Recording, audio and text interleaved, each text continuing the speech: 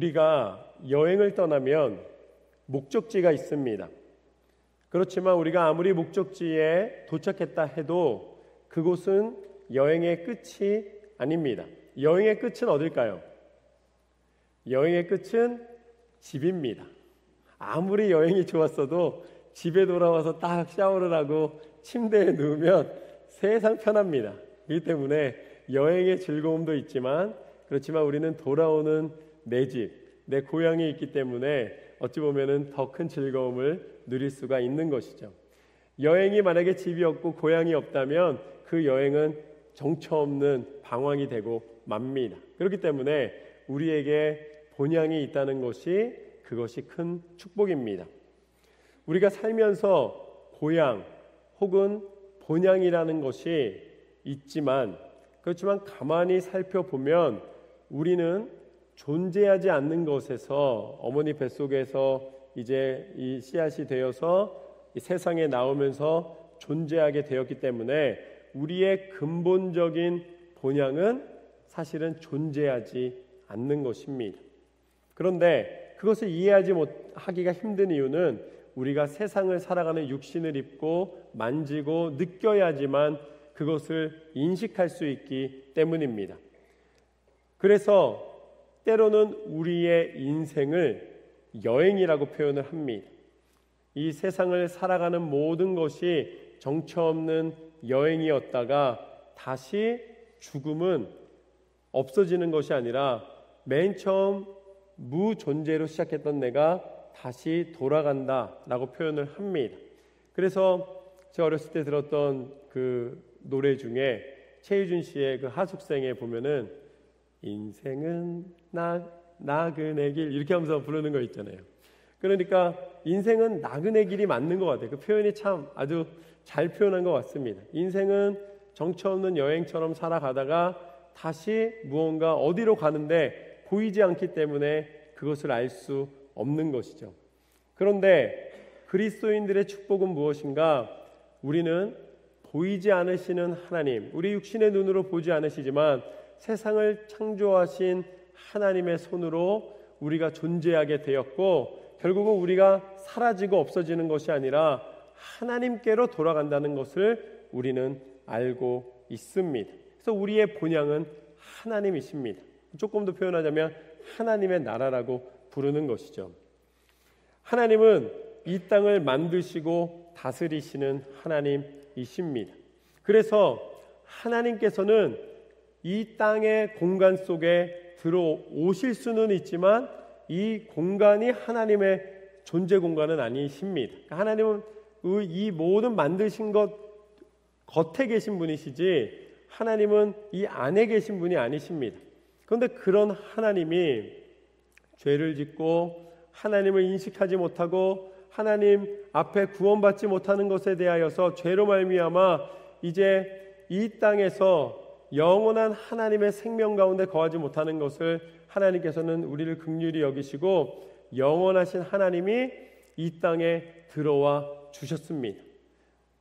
어찌 보면은 오실 수 없는 곳, 하나님 그 무한하신 하나님이 들어오실 수 없는 하나님이 존재한다는 걸 인식하게 하시는 공간이지 하나님이 존재하실 수 없는 그곳에 친히 육신을 입고 오셨습니다. 그래서 여기에 있는 모든 육신을 입은 당신이 만드신 인간들의 죄를 용서해 주시기 위하여서 친히 찾아와 주신 것입니다. 이것이 바로 선교의 본질입니다. 선교는 누구로부터 시작하고 선교는 무엇인가? 라고 묻는다면 그것은 바로 예수님이십니다. 영원한 신이신 하나님이, 전능하신 하나님이 우리와 같은 똑같은 육신의 몸을 입고 이 땅에 와주신 것, 그것을 선교의 본질이라고 할 수 있겠습니다. 그러면서 하나님이 알려주시는 것이죠. 너희가 돌아갈 본향이 있다. 너희가 이 인생의 방황에서 끝나는 것이 아니라 내가 너희를 위하여 예비한 곳이 있다라고 말씀해 주셨기에 우리는 이제 유한한 육신의 생명으로 끝나는 인생이 아니라 다시 본향으로 돌아가는 이 인생이라는 여행을 마치고 다시 돌아갈 수 있는 집이 있는 그런 행복한 존재로 만들어 주셨다는 것이죠. 조금 더 나아가서 하나님께서는 우리 가운데 오시겠다고 약속하신 그 예수 그리스도를 통해서 신실하신 약속을 지켜주셨습니다. 그래서 우리는 예수님을 통해 구원의 복음을 받아들이고 구원의 기대를 할 수 있게 된 것입니다. 그래서 예수님이 이 땅 가운데 오셔서 유대 땅에 오셨지만 예수님께서도 이 선교 여행을 다니셨습니다. 왜냐하면 예수님께서 유대 땅에 오셨으니까 유대 땅에만 거하신 것이 아니라 예수님이 이제 두로라는 지역에 찾아가십니다. 거기는 유대에서 보면 이방 땅이었습니다. 그런데 그 두로 지방에 가서 거기에서 이 수로보니게 여인의 딸이 귀신 들린 것을 아시고 그 여인의 간청을 들으시고 그 딸을 고쳐 주셨습니다. 그래서 예수님도 그 이방 민족에 가셔서 그 어찌 보면은 당신이 이 땅에 오신 것만 선교가 아니라 그 땅에 가셔서 선교를 하시는 모습을 보게 됩니다. 그러니까 이방 민족의 선교를 맨 처음 시작한 사람이 누구냐 그러면 대부분 누구로 알고 있습니까? 사도 바울로 알고 있어요. 그런데 그게 아니라 사도 바울도 예수님이 행하신 그 선교에 동참한 것입니다. 그래서 오늘 말씀의 시작은 이렇습니다. 31절 말씀을 보면 예수께서 다시 두로 지방에서 나와 시돈을 지나고 데가볼리 지방을 통과하여 갈릴리 호수에 이르시매. 예수님께서 이 지도를 보면은 두로로 가십니다.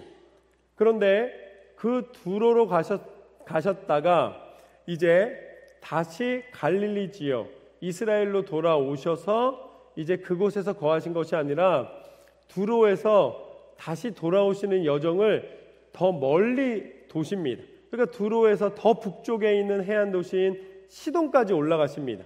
그 다음에 시돈에서 지도에 나와 있는 것과 같이 시돈에서 어디로 가시냐면 다시 저 요당 이 동편에 있는 데가볼리라는 지역까지 다 내려가셨다가 그 위에 있는 갈릴리 호숫가로 다시 돌아오십니다.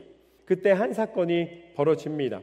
32절 말씀을 보면 사람들이 귀먹고 말 더듬는 자를 데리고 예수께 나와 안수하여 주시기를 간구하거늘. 오늘 말씀에 보면은 귀가 들리지 않고 말이 어눌한 사람, 말이 더듬어지는 사람을 예수님께 데려왔다라고 나와 있습니다. 이 사람들이 예수님께 다가온 이유는 아마 두 가지일 것입니다. 하나는 정말로 이 사람을 불쌍히 여겨서 치료를 하실 수 있는 분이 오셨다는 소식을 듣고 아마 데려왔을 것입니다. 또 하나는 어떤 사람들은 예수님이 그런 소문이 있는데 과연 진짜로 치료할 수 있는 능력이 있는가 한번 보기 위하여 이 사람을 데리고 왔을 것입니다. 그런데 귀가 들리지 않고 말을 더듬는다는 것은 지금 보면은 선천적이든 후천적이든 발생하는 일입니다. 무슨 소리냐면 태어날 때부터 만약에 귀가 들리지 않으면은 그렇게 되면은 말을 할 수가 없습니다. 왜냐하면 들은 것이 없기 때문에 말을 못하는 것이죠. 굉장히 힘겨운 상황에 있습니다. 우리가 위하여 기도해드리고 함께 도와드릴 이유가 분명합니다.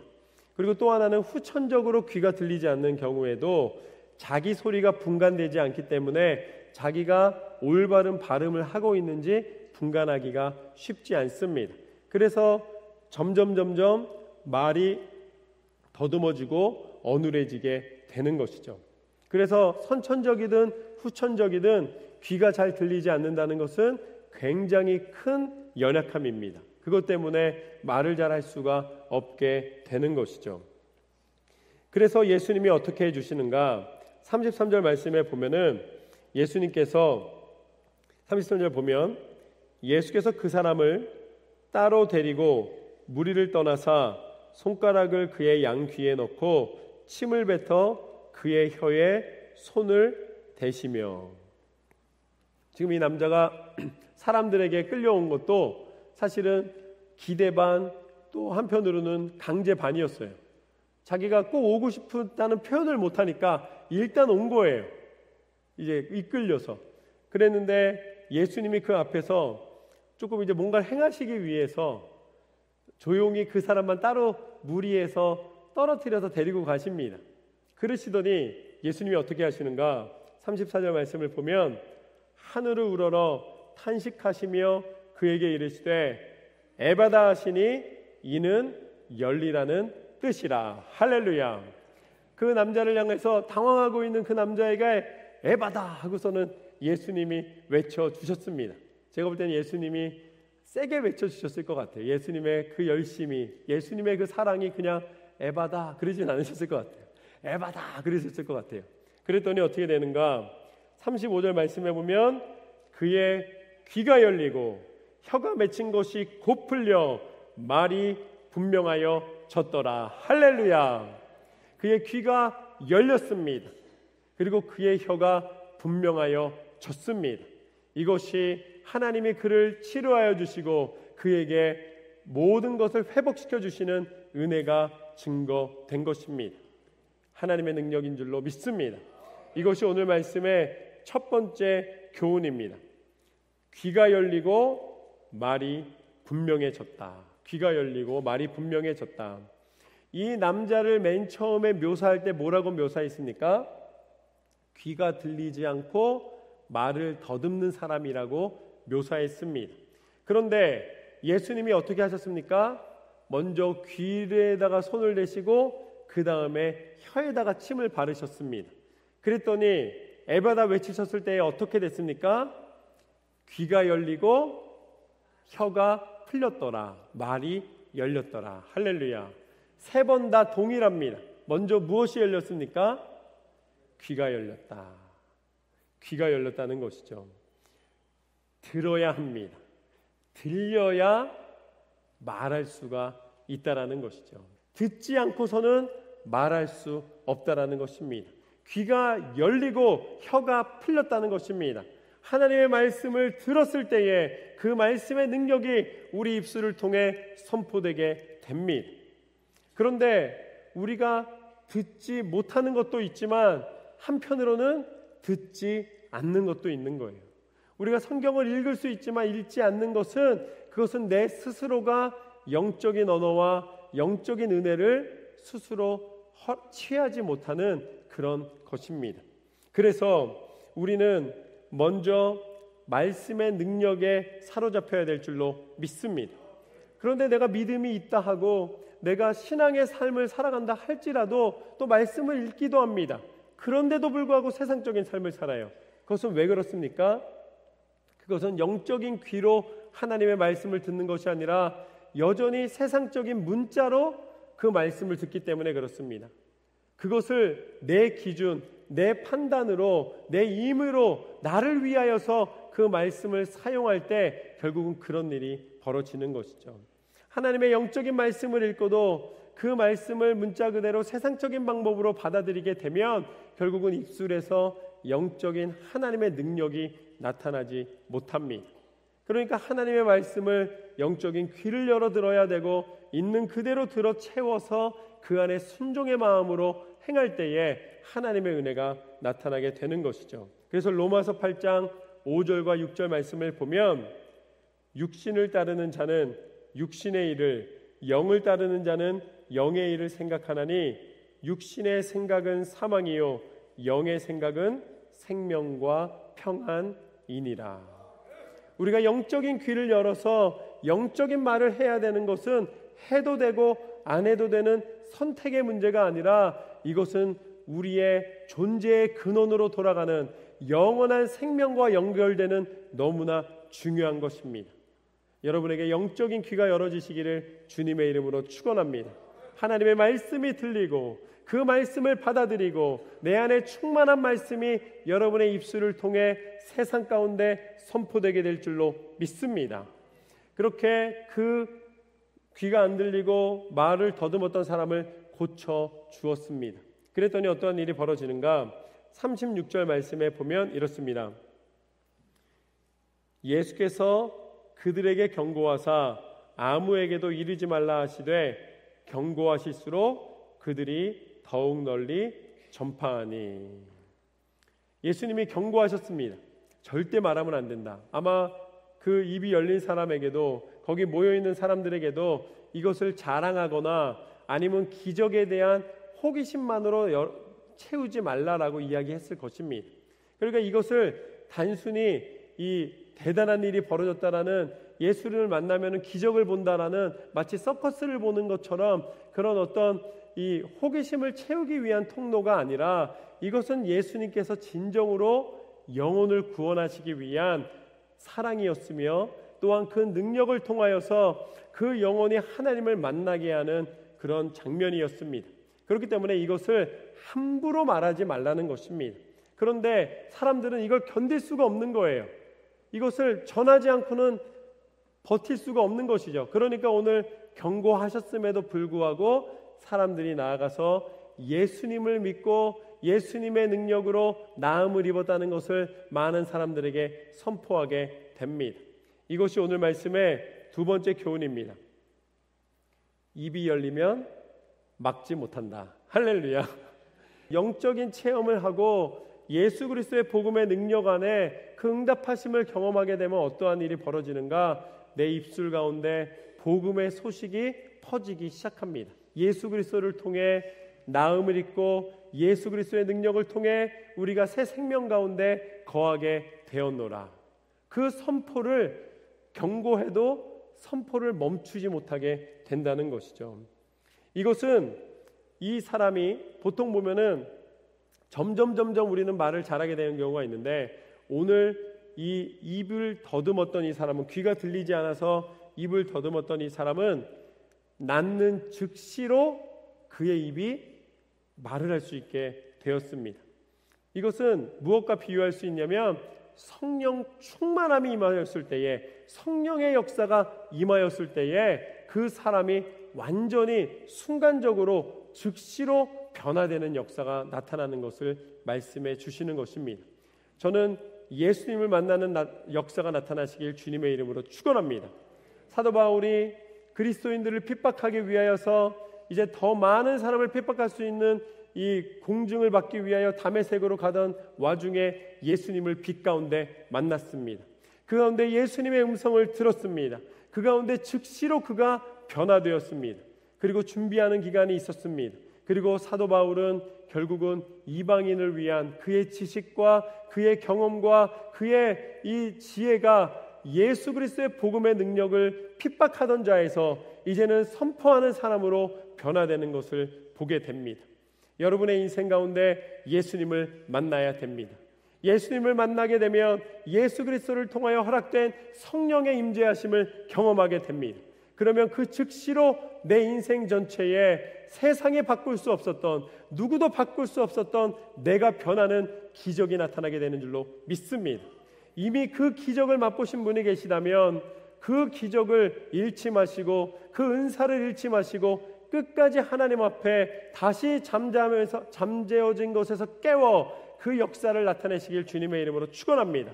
그 역사를 사모하는 영혼에게 하나님은 이 시간 허락하여 주실 줄로 믿습니다. 그 모든 것이 예수 그리스도 안에서 변화되었을 때에 그 선포되는 것이 힘이 있어 결국은 예수님의 소식이 온 땅 가운데 전파되는 것을 보게 됩니다. 그랬더니 37절 말씀에 이렇게 나와 있습니다. 사람들이 심히 놀라 이르되 그가 모든 것을 잘하였도다. 못 듣는 사람도 듣게 하고 말 못하는 사람도 말하게 한다 하니라. 할렐루야. 이것이 오늘 말씀의 세 번째 교훈입니다. 복음을 위하여 입을 열라. 복음을 위하여 입을 열라. 말은 능력이 있습니다. 왜 말이 능력이 있냐면 하나님이 말씀으로 온 땅을 지으셨기 때문입니다. 하나님이 빛이 있으라 하심에 빛이 있었습니다. 그리고 하나님께서 모든 새와 모든 동물과 모든 자연을 선포하셨을 때에 그 모든 것이 이 땅에 나타났습니다. 말씀의 능력입니다. 그런데 사람은 어떻게 지어졌는가? 사람은 특별하게 지어졌습니다. 사람은 하나님의 형상대로 지음을 받았습니다. 그렇다면 우리가 하나님의 형상대로 지음받은 것 중에 제일 중요한 것은 사실은 흙으로 지어진 육신의 모습이 아니라 눈에 보이지 않지만 하나님께서 말로 선포하셔서 세상을 만드신 것처럼 눈에 보이지 않지만 우리가 선포하는 말에는 운동력이 있고 마치 진짜 살아있는 것처럼 이 나타나는 능력이 있습니다. 그래서 우리가 선포한 말은 반드시 이루어지는 힘이 있는 것이죠. 저는 여러분의 입술을 통해 하나님의 축복이 선포되시기를 주님의 이름으로 축원합니다. 자녀가 축복받길 원하십니까? 자녀를 위하여 하나님 앞에 축복을 선포하십시오. 여러분의 사업터가, 여러분의 인생이, 여러분의 삶의 모습이 축복받길 원하신다면 여러분에게 허락하여 주신 눈에 보이지 않지만 반드시 이루어 주시는 하나님의 형상대로 우리 가운데 허락하여 주신 말의 권세가 나타나시기를 주님의 이름으로 축원합니다. 요한복음 8장 말씀을 보면은 사람들이 예수님을 시기하였습니다. 특별히 제사장 그룹과 또 종교 지도자들이 예수님을 어떻게 해서든지 넘어뜨리길 원했습니다. 그래서 한 가늠한 여인을 예수님 앞에 데려다 놓았습니다. 그리고 물어봅니다. 모세의 율법에 보면은 가늠한 여인은 돌로 치라고 나와 있는데 예수님, 이 여인을 어떻게 할까요? 라고 물어보았습니다. 그때 예수님이 그들을 향하여서 대답해 주신 말씀이 있습니다. 그것은 무엇이었냐면 죄 없는 사람이 먼저 돌로 치라 라고 말씀하셨습니다. 그때 사람들은 돌을 들어서 그 여인을 치지 못했습니다. 왜냐하면 그들은 자신들의 죄를 알았기 때문입니다. 그래서 노인으로부터 시작해서 젊은이에 이르기까지 한 사람씩 그 자리를 피했다고 성경에서는 묘사하고 있습니다. 그래도 양심이 있는 사람이에요. 양심에 화인 맞은 것처럼, 양심이 다 타서 없어진 것처럼 자신은 죄가 없다 그러고 돌을 던질 수도 있었겠으나 그들은 그래도 자신의 체면상, 자신의 양심상 그 일을 행하지 못했습니다. 그리고 그 자리를 다 벗어났습니다. 그때 예수님이 여인에게 다가가셨습니다. 그러면서 여인에게 죄가 없다라고 얘기하지 않으셨어요. 예수님이 여인에게 뭐라고 물어보시는가? 너를 정죄한 자가 어디 있느냐? 그때 여인이 대답합니다. 나를 정죄했던 사람들이 하나도 없나이다. 아무도 없나이다. 이렇게 대답을 합니다. 그랬더니 예수님 뭐라고 말씀하시는가? 이르시되 나도 너를 정죄하지 아니하니 가서 더 이상 죄를 짓지 말라. 여러분, 우리는 예수님을 닮은 모습으로 살아갑니다. 우리는 하나님의 그 본질을 향하여 달려가는 것입니다. 그렇다면 예수님 닮은 모습으로 살아간다는 것은 무엇인가? 오늘 예수님 말씀하신 것처럼 나도 정죄하지 않으니 너도 나아가서 더 이상 죄를 짓지 말라. 이것이 우리가 하는 모든 말의 해답입니다. 우리는 누군가를 비판하고 누군가를 판단하고 누군가를 비난하는 것을 너무나 익숙해져 있습니다. 그렇지만 예수님이 우리에게 원하시는 것은 무엇인가? 우리의 입술을 통해서 선포되기를 원하시는 것은 무엇인가? 정죄함과 판단함이 아니라는 것입니다. 예수님은 무엇을 말씀하시는가? 용서와 화해와 사랑과 용납과 배려함과 사랑함을 표현하기를 원하신다는 것입니다. 저는 여러분의 입술이 예수 그리스도를 닮은 모습으로 쓰임받게 되시기를 주님의 이름으로 축원합니다. 우리의 입술에 권세가 있습니다. 그것은 세상과 똑같은 방법이 아닙니다. 세상은 복수하는 것이 그것이 능력입니다. 한 대를 맞았으면 10대를 때려주는 것이 그 사람이 훨씬 더 능력 있고 잘했다고 칭찬을 받습니다. 그렇지만 예수님의 영적인 원리는 무엇인가? 예수님의 영적인 원리는 우리가 그리스도인으로서 가질 수 있는 유일한 특권은 무엇인가? 도저히 용서할 수 없는 사람을 용서하는 것.